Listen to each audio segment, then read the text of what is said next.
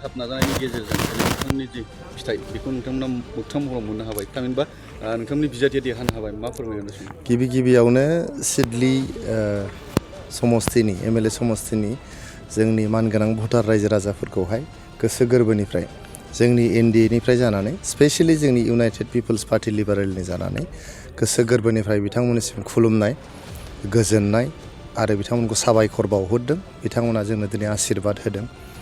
ओरैबायदि आशीर्बाद होदों जे जों जे जिनिसखौ सानदोंमोन जे जोंनि इन्टारनेल सार्भेयाव इन्टारनेल एग्जिट पलाव जोङो 36,000निफ्राय एसे बांसिन भटआव देरहागोन होननानै बुंदोंमोन। बे जों जेखौ इन्टारनेल एग्जिट पल खालामदोंमोन बे एग्जिट पलानो दिनै सैथो बाहाय जादों। बिनि थाखायनो दिनैहाय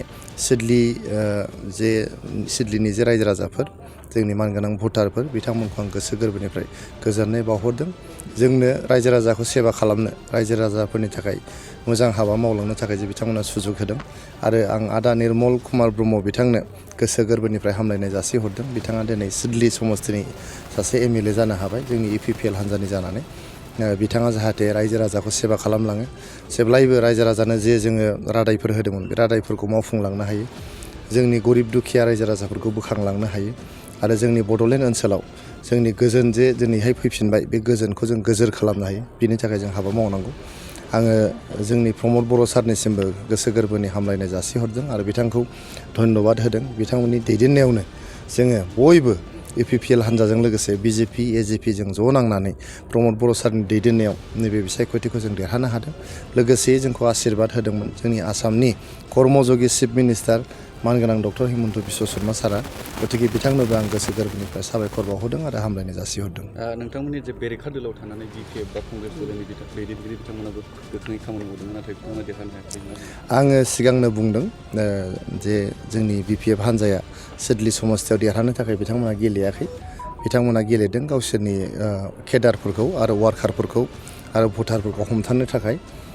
दिनैहाय बिथांमोना मोजां गेलेदों बिपिएफआबो। गतिके बिपिएफनोबो आं गोसो गोरबोनि हामलायनाय जासिहरबाय।